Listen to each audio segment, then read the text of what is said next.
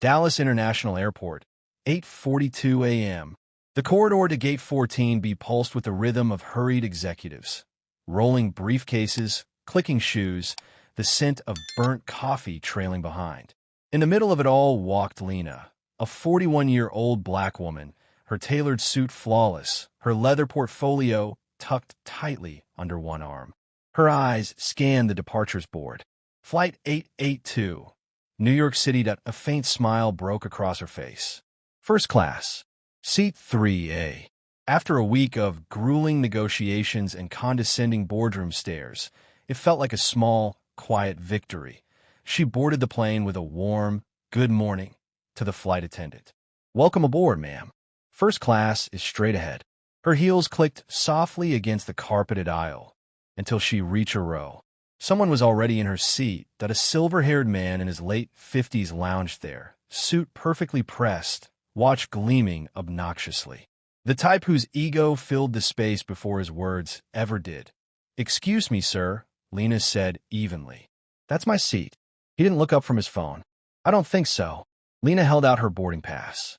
His eyes lifted at last, cold, assessing, and without the faintest trace of surprise.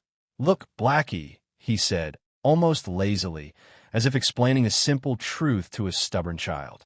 "This is first class. You must be mistaken." Her jaw stayed firm. "No mistake. This is my seat. And what do you want me to do about it? I'm here already. I'm sure there's space with your people in the back." He smirked. "Slaves like you belong there." The flight attendant arrived. "Is there a problem?" "She's in my seat," Lena said calmly. The attendant checked the passes. "Sir, you're in 7B. She's in 3A. The man chuckled, low, sharp. "I'd love to move, but I'm comfortable. I don't see why you think she deserves this seat more than me. She probably can't even afford it."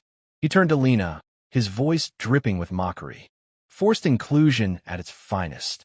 Lena stayed silent, not because she was powerless, because she knew silence sometimes cut deeper than words. He leaned back, amused. "You should be fetching my coffee, not inconveniencing my flight." Her grip on her portfolio tightened, not in anger, but in discipline. "What's wrong?" he taunted. "Nothing to say. Thought you people loved to make noise." The cruelty kept coming, deliberate, almost practiced. "Doesn't matter how much you dress it up, lineage shows. And yours reeks of misery." The attendant returned, both passes still in hand. The air between them was thick, buzzing. Lena drew in a slow breath. "Don't worry," she said evenly. "You can keep the seat." His brows lifted. "Excuse me. Because a seat doesn't define me. Class isn't purchased, it's lived. And I don't see it here." She stepped aside. He laughed loudly, victorious. Finally, the black woman knows her place. The rest of the flight passed in silence, but the sting lingered. Midtown Manhattan, a marble and glass boardroom high above the city. The air hummed with money, polished shoes, glowing screens, folders stamped with billion-dollar company names, but he was already there. The same man from the plane. His company teetered on the edge of collapse, and today's meeting was his lifeline. So he smirked to his colleagues. "When does this miracle investor show up?" "She's on her way," a lawyer replied cautiously. The door opened. Lena stepped in, calm, poised, dressed in quiet power. The man froze. His mouth twitched into disbelief, then a forced laugh. "No, no way. What's she doing here?" Lena walked past him without a glance. Setting her portfolio at the head of the table, he kept laughing. "I didn't know this firm hired cleaning staff. Are you here to take out the trash?" She met his eyes briefly, expressionless. "And Saturday coffee, please," he added, voice dripping with condescension. "No sugar. Quick, slave." The room stiffened. No one laughed, but he did. Black folks these days forget their place. Lena rose. Without a word, she left the room. His smirk widened. "Give them a broom next time. At least they'll be useful." Silence. Moments later, Lena returned with a tray. A single steaming cup. She placed it in front of him. He grinned, until she leaned forward, her voice low, steady. "Can we stop the theatrics now?" The grin faltered. "I thought the owner of the company I was considering saving from bankruptcy was more serious," she said. The room went still. She sat, flipping open her portfolio. Her gaze never left his. But maybe I was wrong. He blinked, searching for something to say, but the weight of her presence filled the space. Outside, the city roared, unaware that inside this room, the future of his company now hung on the decision of the black woman he had dismissed, insulted, and told to fetch his coffee. Lena turned a page slowly, letting the silence drag, the tension twist. She was in no hurry. After all, power wasn't about raising your voice. It was about deciding when to speak and when to let someone else sweat. She closed the folder. "Well," she said finally, her tone unreadable. "Let's talk numbers." And she smiled, just enough to make him wonder if his empire would still exist by the end of the day. A low murmur rippled through the partners and lawyers. He stared at her, as if the truth were finally sinking in, but he refused to believe it. He let out a brittle laugh. "What are you saying that you're—" He leaned back. "Don't make me laugh. You? The investor? A black woman like you?" The partners shifted uncomfortably, sweat prickling their collars. No one dared speak. "This is ridiculous," he continued, trying to reclaim the room. "If we're giving away millions just to make them feel important, why not hand them out in the ghettos too?" But his voice wasn't steady anymore. His hand trembled on the coffee cup. His eyes blinked more than usual. Lena stepped closer, her voice calm. "You have no idea who I am. That's fine. But today, you'll learn something your world never taught you." "I don't need lessons from a servant in heels," he muttered, but the certainty was gone. Lena lowered her gaze, considering her words like bullets before a shot. This was no longer about business. It was about judgment. When she spoke again, her voice was soft but lethal. "My name is Lena Hameson. I'm the only investor who even bothered to look at the wreck your conglomerate has become."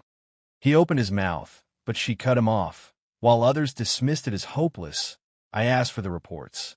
While others saw a disaster, I saw opportunity. And while you were laughing, I was preparing to save your company, without knowing that the man spitting venom on the plane was you." She took another step. "Yes, I'm that black woman you said should be polishing shoes and serving coffee. I'm also the only person willing to pull you out of bankruptcy." Her gaze locked on his. "You don't need respect right now. You need a lifeline. Until today, I was that lifeline." He tried to force a laugh. "This must be a misunderstanding." "No," Lena said sharply. "The only misunderstanding was thinking your racism could hide behind contracts and numbers." A pale-faced partner finally spoke. "Lena, the offer is still on the table, right?" She didn't answer. Her silence pressed down on the man across from her. He leaned forward, stammering. "Miss Hameson, I didn't mean it. It was just a bad moment." Lena's silence weighed heavier than any words. He scrambled to fill it. "I didn't realize, didn't think. That's what worries me," she said, her voice low but cutting. "You don't think. If you did, you'd know the way you treat people you think have no power says everything about you when you lose it." She turned to the room. "Let's be clear. This isn't about what he said to me. It's about the culture you've built, fed, and dressed up in suits and quarterly reports. You didn't just fall. You were pushed by ego, drowned by arrogance, and finished off by racism." He tried one last time, his voice desperate. "We can fix this. I'll apologize. Give you shares. A board seat. I'll resign." Lena stepped closer until no space remained between them. He looked at her like a man watching a storm bear down. She placed both hands on the table.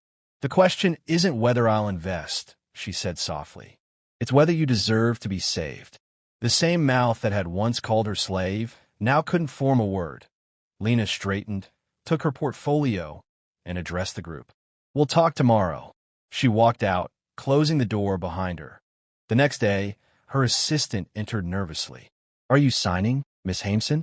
Their lawyers say they've accepted all your terms." Lena didn't look up. "No," the assistant blinked. "You're canceling the deal?" "Yes. Not because of what he said. Not out of pride. Not even because of him." She closed the folder. "Because if I invest there, I'm saying that everything I stand for can be bought." The assistant nodded slowly. Lena rose. Some things aren't worth what it costs to save them. Months later, in the bite of a Brooklyn winter, a man stood at a fast food drive-thru window. His uniform was wrinkled, his headset crooked. It was him, The man who had once lounged in a stolen first-class seat, smirked at a black woman, and spat insults in front of strangers. Now he was taking burger orders for minimum wage. His company had collapsed. His partners had fled. Banks had shut their doors. His name, once wielded like a weapon, was worth nothing, and Lena never saw him again. Not because she couldn't, because she didn't need to.